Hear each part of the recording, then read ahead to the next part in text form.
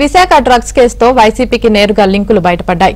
Brazil నుంచి వచ్చిన విశాఖకు వచ్చిన కంటైనర్లో సుమారు 25,000 కిలోల డ్రై ఈస్ట్ లో కొకైన్ కనిపించడం తీవ్ర సంచలనంగా మారింది.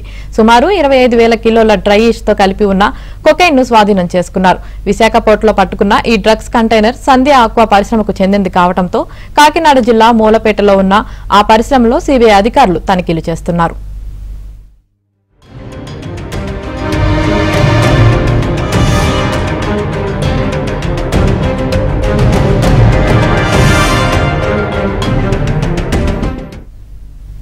సంధ్య ఆక్వా ఎక్స్పోర్టర్స్ పేరిట కంటైనర్లు బుకింగ్ చేసినట్లు గుర్తించారు. Sandhya aqua exporters company MD Koonam Veerabhadrarao సోదరుడు కూనం పూర్ణచంద్రరావు వైసీపీ సీనియర్ నేత.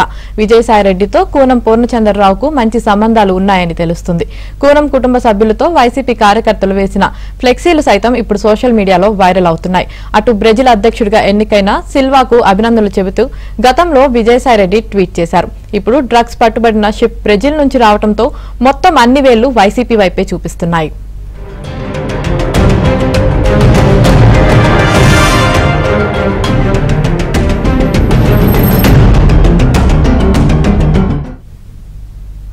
దీనికి తోడు సీబీఐ అధికారులు కంటైనర్లు పరిశీలిస్తున్న సమయంలో ఏపీ అధికారులు విచారణకు అడ్డుపడ్డారు. అయితే సీబీఐ పిలిస్తేనే ఏపీ అధికారులు అక్కడికి వెళ్లారని విశాఖ పోలీస్ కమిషనర్ రవిశంకర్ తెలిపారు. డ్రగ్స్ రవాణాకు విశాఖను స్మగ్లర్ కేంద్రంగా మార్చుకున్నారని సిపి చెప్పారు.